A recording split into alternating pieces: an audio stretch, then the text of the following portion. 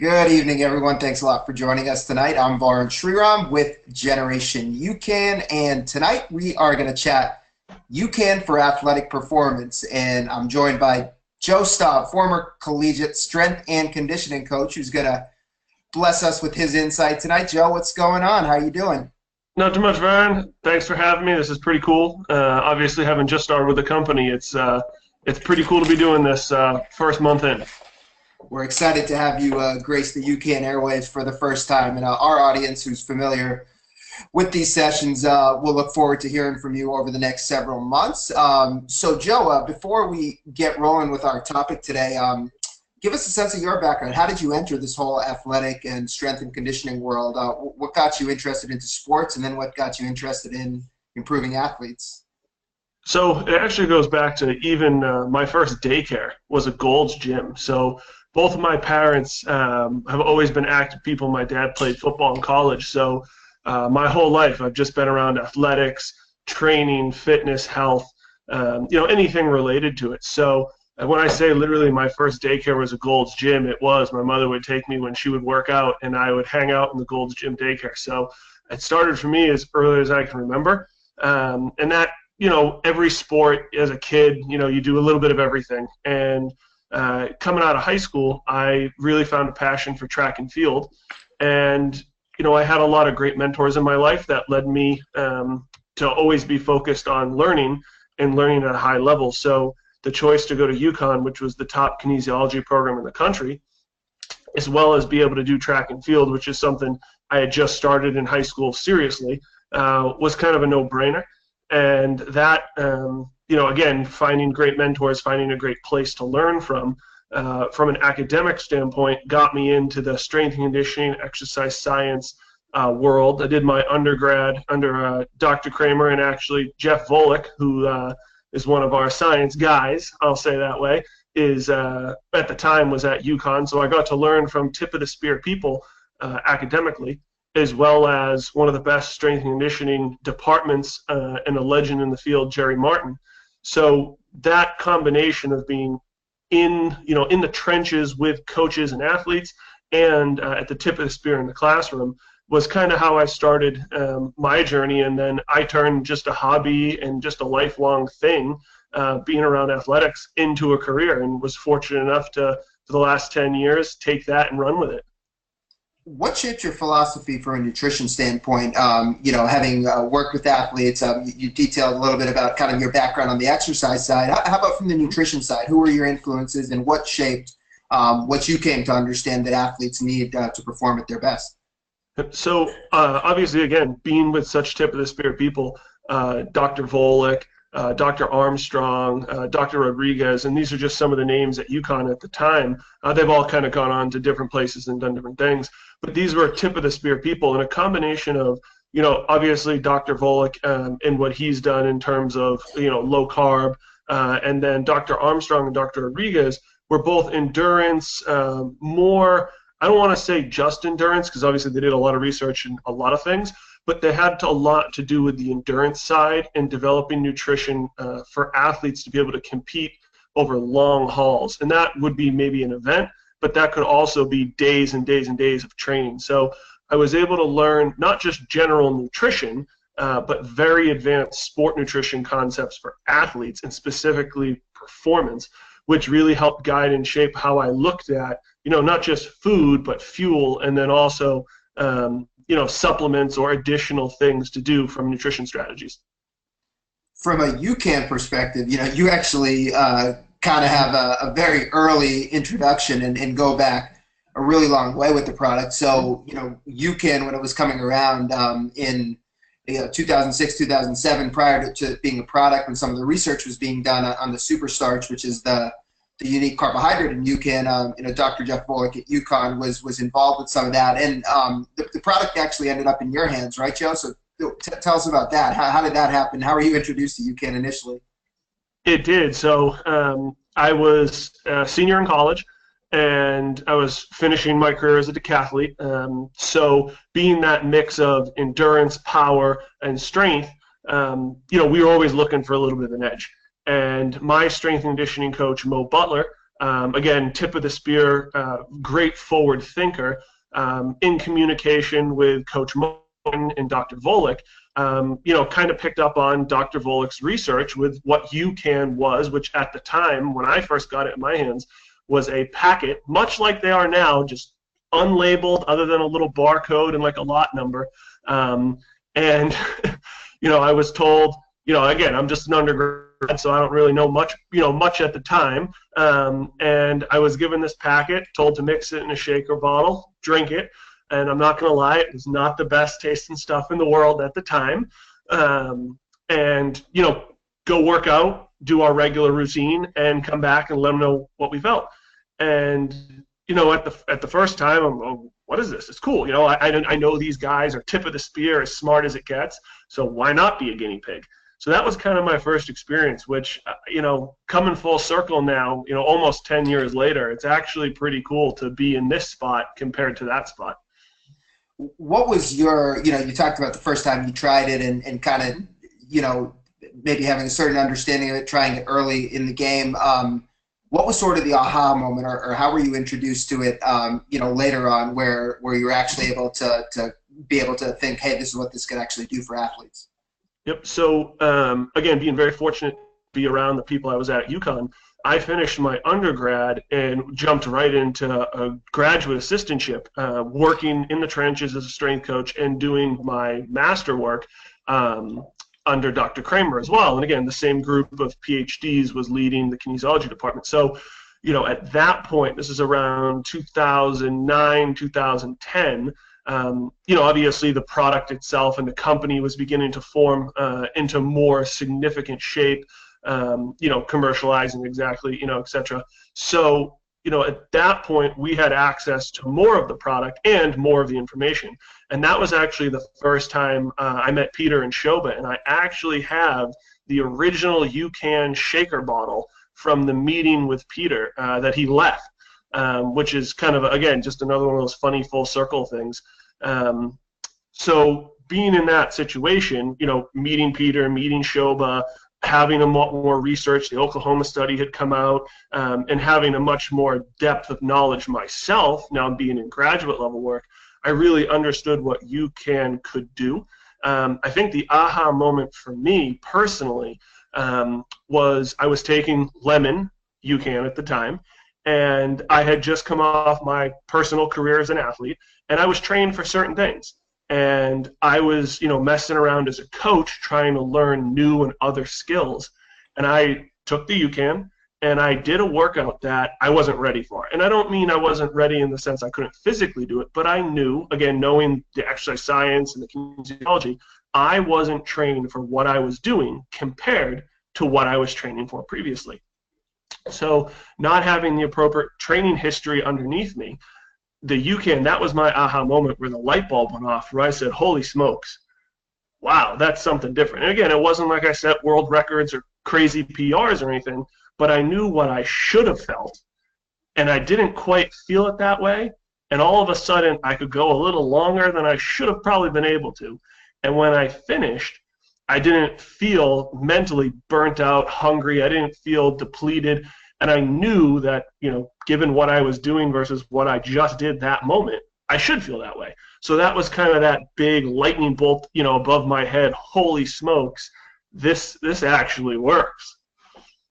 That's pretty cool to hear, kind of that aha moment. And as we see on the screen, really, you referenced the Oklahoma study and the research behind UCAN. So the super starch, which is the carbohydrate, and the slow release carbohydrate in UCAN is really what was providing you with that feeling, that sustained and even feeling instead of that quick spike. Having worked with athletes, Joe, like how do you describe it to them? Because, intuitively a lot of the things we're taking for energy are designed to hit us rapidly. It's kind of that catch-up approach to energy. When you feel low, you take something to shoot you back up. How do you talk about how UCAN is different, and from that training standpoint, that working out standpoint, how can it benefit athletes? Well, I think you hit it right on the head with how most people get into that energy depleted or that blah feeling and then try and take something quick, because that's kind of the society and the culture we live in right now, unfortunately, in a lot of ways, where people want the quick fix. So the first thing is just education, getting athletes, people, whoever I'm working with at that time, to understand, one, you can't let yourself get to that point, because it's just a negative and a vicious negative cycle of throwing coffee, Red Bulls, energy drinks, pre-workout, whatever combination of stuff, because there's a lot of stuff in those things, to shoot you back up quick. So the first thing is educating them as to why that's not good.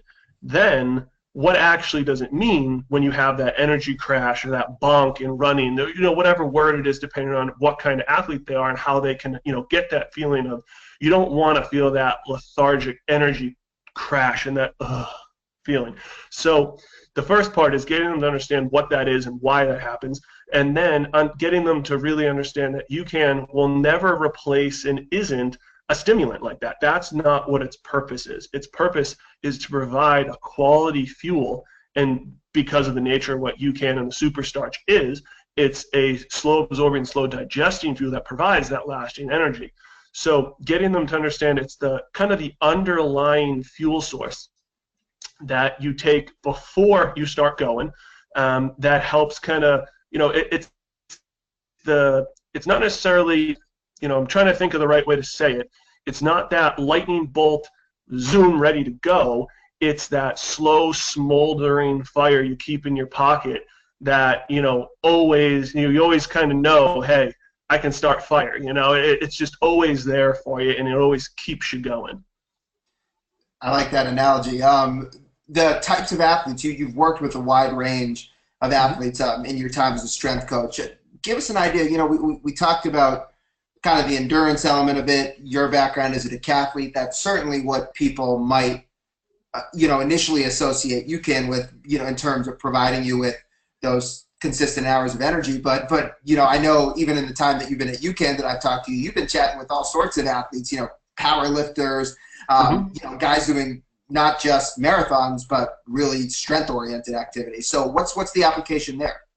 So again, like we said, it's having that slow smoldering fuel in your pocket to keep you steady. So personally, I take it in, all combinations, and like every other guest in the podcast at some point, I'm sure you've mentioned and talked about, whether it be as a morning breakfast, as a snack throughout the day, as, an inclusion of, excluding certain carbs and including the superstarches carbs.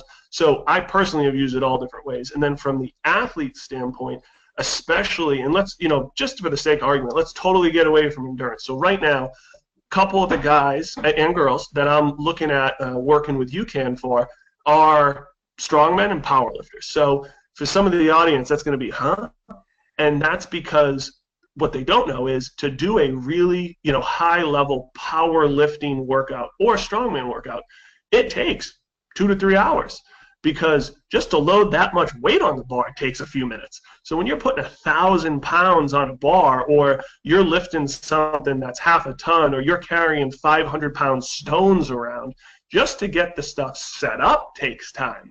So never mind, even though you may only be lifting, a 3 or 4 second lift, one single repetition is 3 or 4 seconds, it's the accumulation of time it takes to do the training. And because the intensity of the training, most of them have to train 2, sometimes 3 times a day. So when you're training multiple sessions like that and you're outputting massive levels of effort and exertion, you need fuel. And the last thing you want to do, and the last thing you want to happen while you're trying to do that, is to feel hungry and to not be mentally engaged. So the UCAN acts as a way, like I said before, it's that slow burning fuel that keeps them going, underlying, it's kind of the undercurrent. It helps fuel the brain. It helps curb the cravings and, give you that satiation.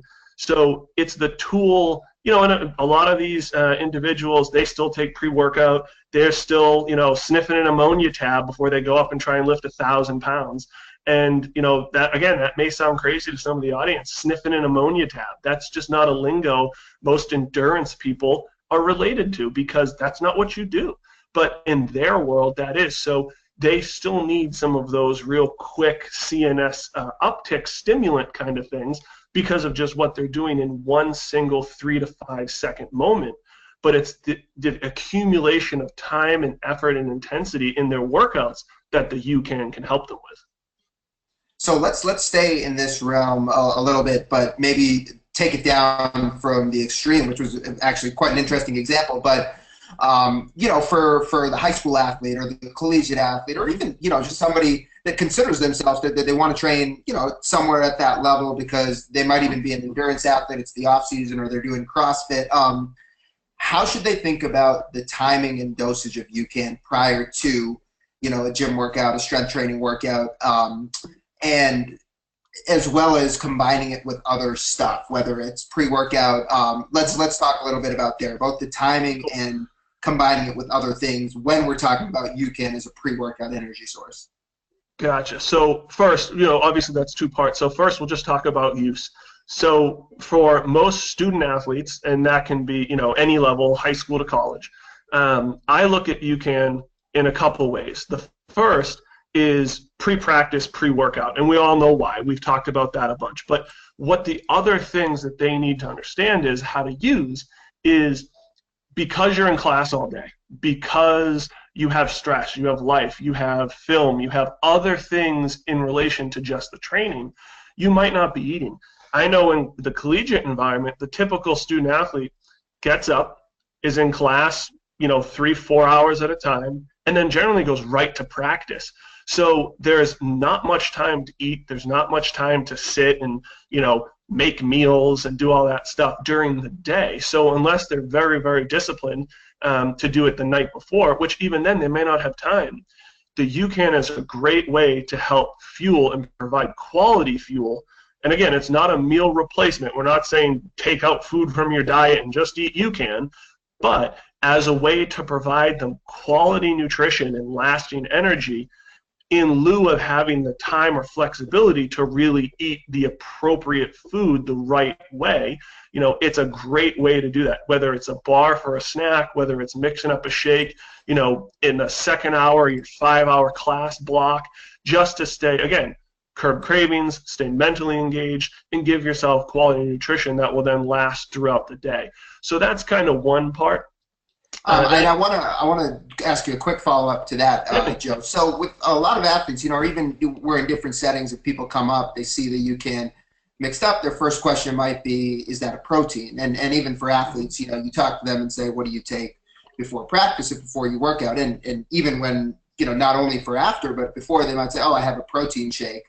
UCAN, of course, is not protein, it's carbohydrate. We've talked about that, right? So there's protein in some of the UCAN products, but that's not what's special about it. So I just want you to talk a little bit about that. You know, from an energy standpoint, why is UCAN, you know, a better option for energy delivery than just having a protein shake? Yep. So obviously, just that preface of, we say UCAN superstarch is a carbohydrate, and people, ooh, it's a carb, I can't have carbs. You know, that's just kind of the world we live in now, where everyone, from the bro science to even some of the internet researchers who are trying to do themselves justice, you know, it's protein, protein, protein, and stay away from carbs. So that first kind of thing, again, it's a lot of education. It's getting people to understand, hey, it's a carb, but it's an okay carb, and it's okay because of the way it works. So that's something, again, just education and breaking some of that, that what's out there, or what people put out there in the world and the sphere of the internet guru and the Instagram guru and stuff. So that's kind of the first part.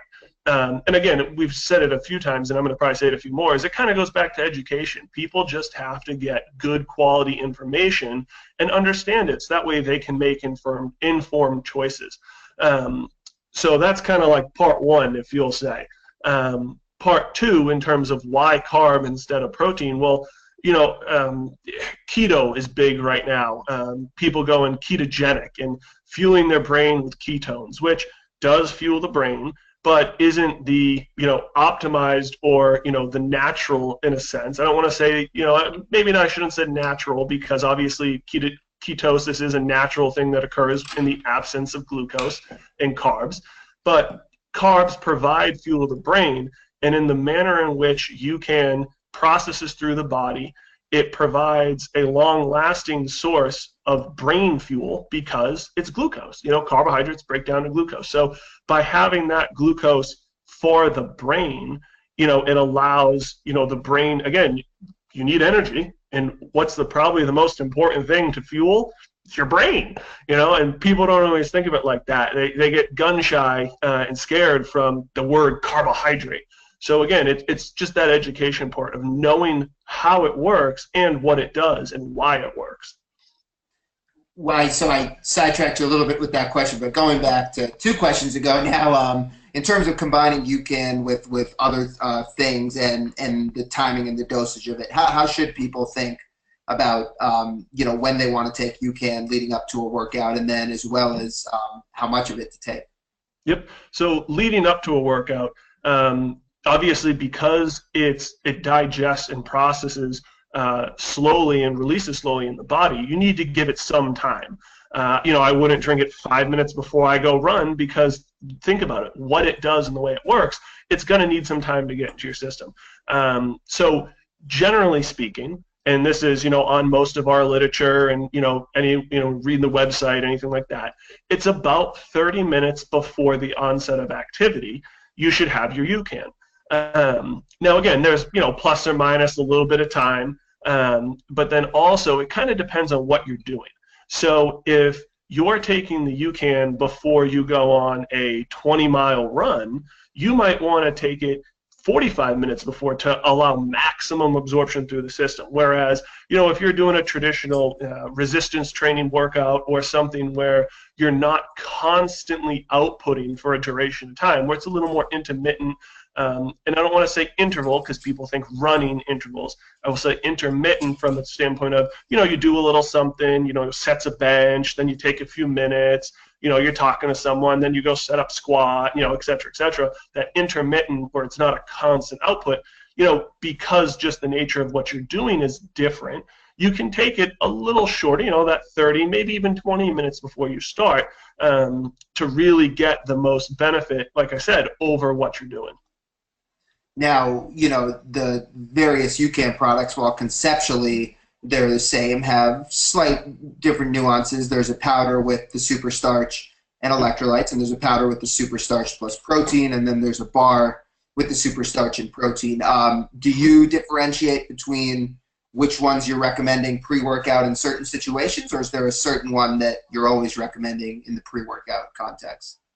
So in the pre-workout context, I prefer just the super starch without the protein, and I also will recommend the bar, and I'll get to that as a caveat in a second. So I like just the plain super starch. We're flavored, obviously, not just plain, but just from the standpoint of it tolerates a little better for people, because and I say that because with the protein, it has protein in it. It's just a bigger drink. It has some more calories. Not that it tolerates poorly, because that's the whole idea of how UCAN works, is it actually doesn't really give you any GI distress, which is a beautiful thing for a lot of people. And I mean that from a caveat of, personally, I can't have milk before I work out. I can't have any milk-based products. 2 hours. Doesn't matter when. It just doesn't sit well with me. I've had training partners and friends who could chug a glass of milk and then go run 10 miles, and it doesn't do anything to them. So, it sets well because of what it is, and it's less dense because just protein adds density. That's just the nature of what protein does when it's consumed.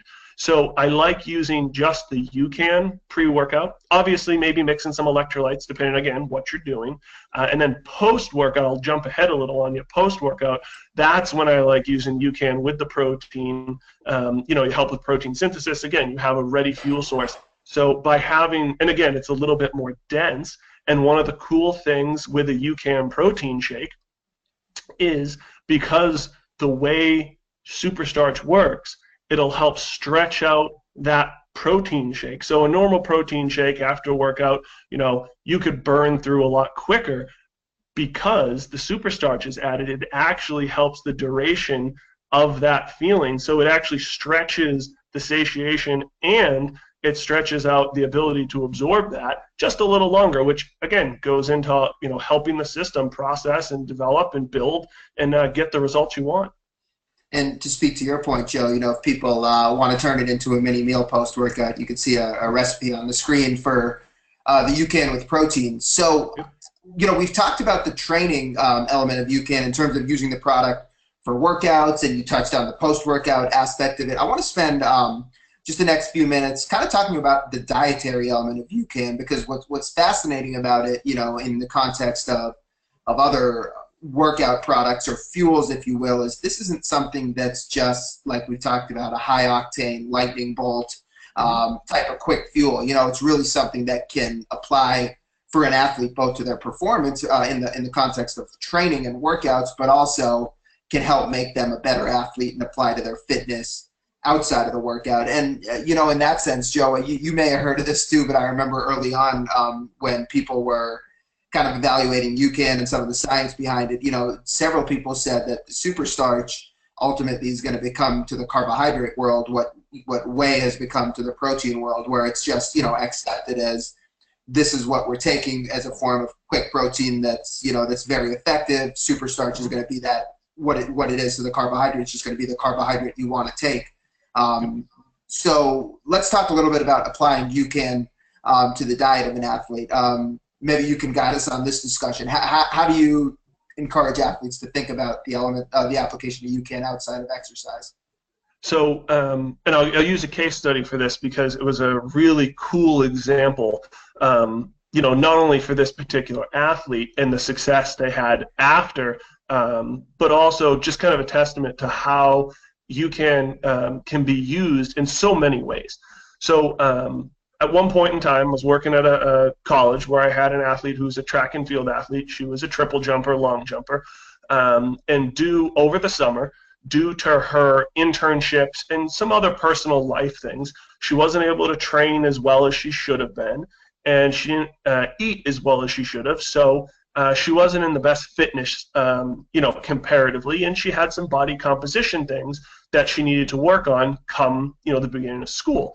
And when you're a triple jumper, long jumper, every pound matters, just like being a high jumper. Every pound over the bar matters. So for her, she wasn't in the best place or the place she wanted to be going into her senior year. She knew it. We all knew it.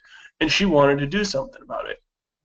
So at the time, we had a nutritionist on staff, an extremely smart individual who's a good personal friend, and we had UCAN. So the two of us kind of said, okay, well, how are we going to attack this? We need her. She's a senior. She's got to go out with a bang. She's a good competitor for us. How do we best maximize her performance? And part of that was including UCAN as both a carbohydrate replacement. So in her regular diet, we took out some of the carbohydrate she ate throughout the day. And again, that could be maybe a little rice at dinner. That could be, it was trying to think of some examples. Because again, as a strength coach, I didn't do everything in the nutrition realm. But we'll call it, say it was substituting carbohydrate throughout her diet during the day with UCAN. And that was with a shake. And that could have been either half a shake, a full shake, and again, that was with the nutritionist because obviously that was their realm to deal with. But from my realm, it was using the UCAN. This particular person would come in for some extra workouts, and before every workout, so she was taking UCAN multiple times throughout the day, just as a carbohydrate kind of replacement and supplement to fuel her with a better carb source. And then she was also taking it before she came in to do some extra work in her regular training with me. And over a couple months of time, we saw a significant change in body composition, and we had some body comp measurements. We used a DEXA machine, so very, very accurate, the gold standard in body composition measuring. And we were able to make significant body composition change. And again, testament to the athlete and the work they put in, sticking to the plan. And UCAN was part of that plan. And they went on to have a very successful senior year and do pretty well in the conference championship. So it was an interesting case study of not only using it just as, hey, I got to work out, I got to fuel myself, but as a manner in which to change her entire performance spectrum, body composition. This was a couple months of training leading into her competitive season, a couple months later. So this was a 9-month ordeal. And she actually the other day sent me an email, and she has ordered some product now through me because now I'm working with you guys. So this is someone who used it in their career, and now a couple of years later has reached back out to get some because, in her words, she's no longer active because she has a 9-to-5 desk job, so she needs to make sure she's getting every advantage she can. That's great. And Joe, so using that case study, kind of, intuitively for people that, are just jumping in now or just hear like body composition with a carbohydrate, or carbohydrate being able to positively impact body composition, being used as a tool to positively impact body composition. Can you kind of widen that out based on what you explained in that case study? Why does UCAN serve as a tool to allow an athlete to do that if, as you said, they're willing to put in the work and do the other things? How does UCAN aid in that process? Yep. So actually, if you wouldn't mind, let's click back to a couple slides ago where we had that the insulin chart, please. And as you pull that up, let me know if you got that on the screen. And yes, perfect. Thank you. Yeah, no, so I'm not a super technical guy, so this whole webinar, podcast live thing is pretty cool to me. So I'm still trying to figure out and make sure I don't click the wrong button. Where everything all right, cool. So obviously, right, the body has a million systems in place that work in synergy and a lot of the times are redundant to each other. And one of them is insulin and how that works in terms of blood glucose. So without getting too nerdy and too scientific, we'll keep it like this. Every time you ingest food, and that could be, a food is a catch-all term for something edible, you get an insulin response. Now, the level of that response and the effect of that, creates a cascade of a million other processes in the body, and, it's literally diagrams upon diagrams upon diagrams. So before we get into that, let's just think, every time you eat, you get a response, right? Well, because UCAN has such a minimal response for insulin, what it allows is it allows the body to oxidize fat more efficiently, because as soon as you spike insulin, instead of oxidizing or burning fat, you start to store and you start to add and layer things into adipose. So by not having such a significant insulin spike, technically it's actually less than that of protein. Look at the research. There's something in there that says this. I'm not just making it up on the fly. We have a cool chart and everything. Because again, this stuff for most people is mind blowing. It's boggling. People don't get this stuff, and they don't carbohydrate. Of course, it spikes your insulin. Why would it? Blah blah blah. Because that's just what's out there, and that's the most common knowledge. So again, it goes back to that education piece. When you really understand how UCAN works and the negligible insulin spike that it creates, because all the other cascade, systems and processes and things that go on when you spike insulin aren't happening, you actually get to oxidize fat. So what that means is if you're putting in the work and you're getting after it and you're training and you're smart with your recovery, sleeping and eating well, you're going to burn more fat. Well, if over time you're burning more fat than you're storing, again, this is a real big simplification, but just think of it as pluses and minuses. If you don't have too many pluses and you have a lot more minuses, what's going to happen? You're going to burn fat. Well, what's that going to do? It's going to change your body composition. What's that going to do? It's going to help, especially from athletic performance. Body composition matters. And again, there are some fluctuations to that depending on exactly what you're doing in sport. But for the most part, being a bigger, stronger, faster, leaner machine is not a bad thing. That's a great kind of way to explain it and talk about it, Joe. And I wanted to ask you one more element. So we talked about the insulin side of things. And of course, insulin and blood glucose are so related. But when we're talking about kind of UCAN as a tool to help you avoid doing the things that we all do to sabotage, whether it's coffee late at night, so you're impacting the way you sleep, whether it's sweets, sort of using UCAN as part of your day I guess, as lack of a better term, to avoid the misses, or to help you avoid the misses. Can you just speak to how you've worked with athletes to do that, or what the application there is? Yep, and this is everyone. This isn't just athletes. Now, I did this again. My setting primarily was the collegiate athletic world. So most of my case studies in a large scale, where the N is more than one, is the collegiate athletic world. Now, I've also done some consulting in military. I've done some, executive level and other business related stuff. So getting people to understand that there's, I mentioned the word before, recovery. So what people think now is they get prepped for their training, they train. After they train, they do their recovery. That's nutrition, that's taking care of their body, foam rolling, etc.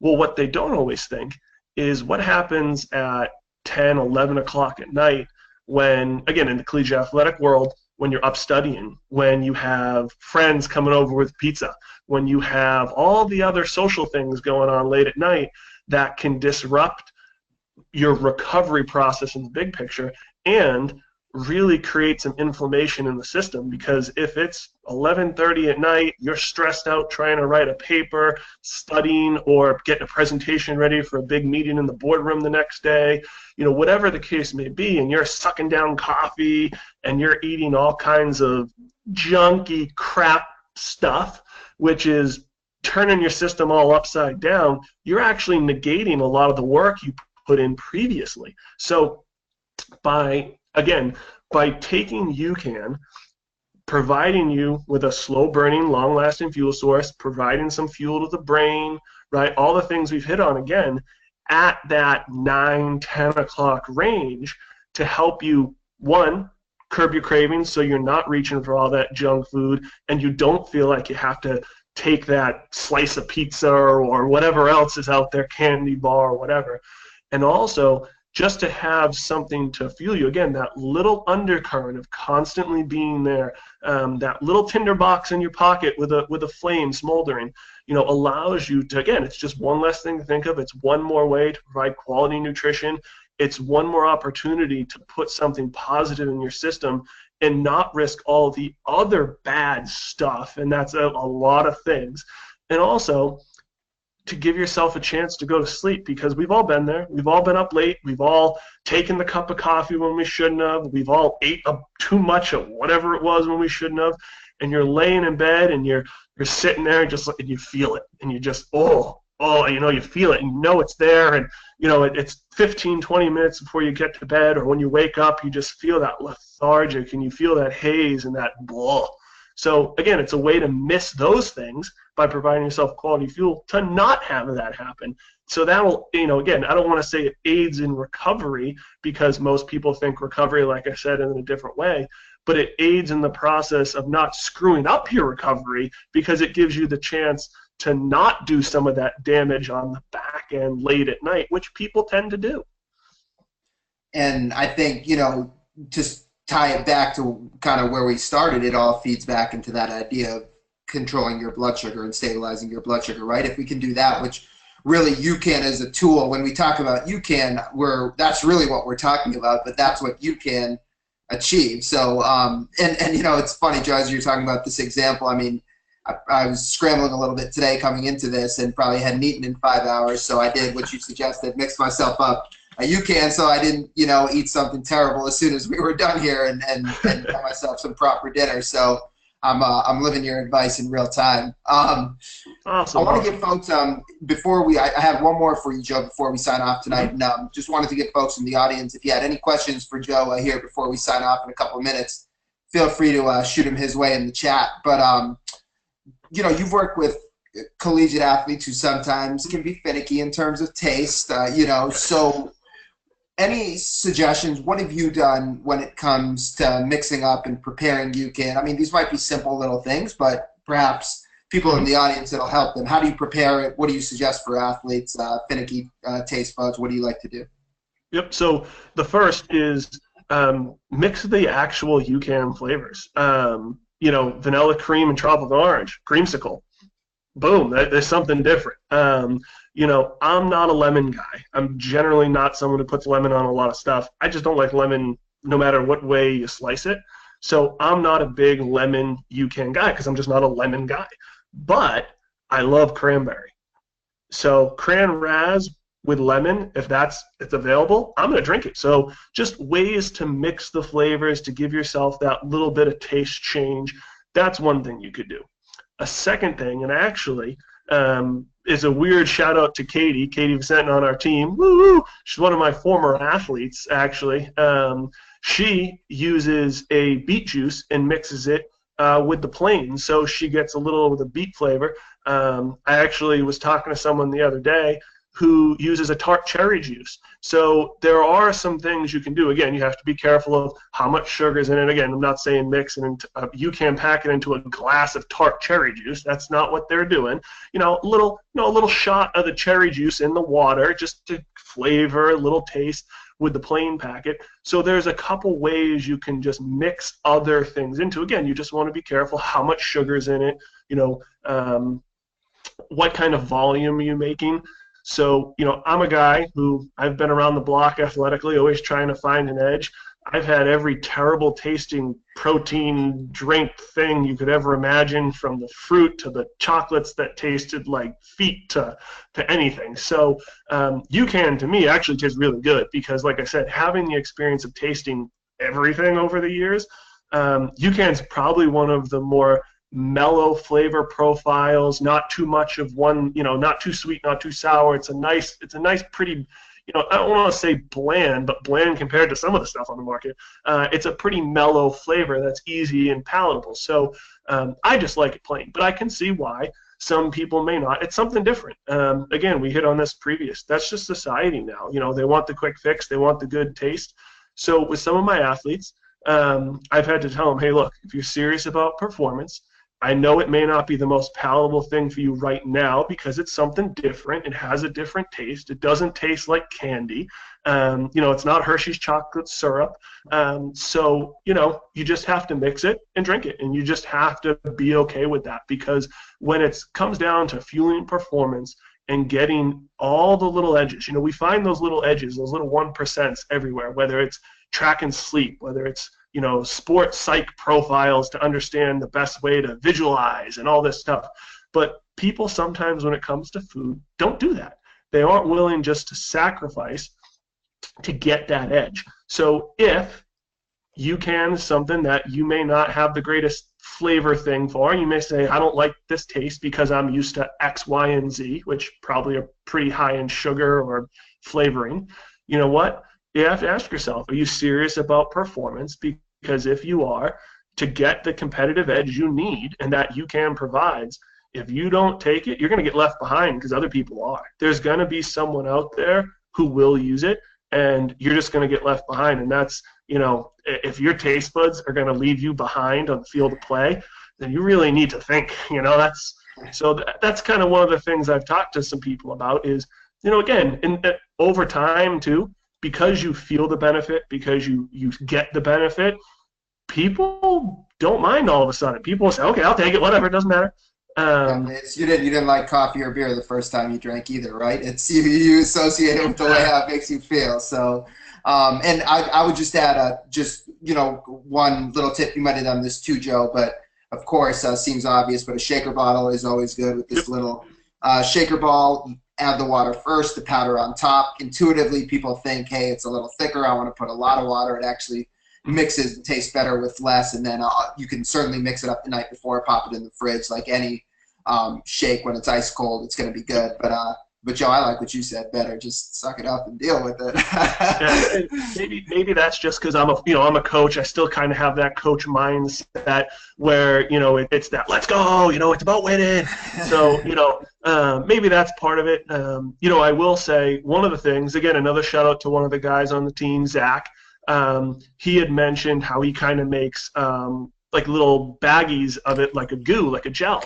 And so my wife and I and some of our family did a Spartan race.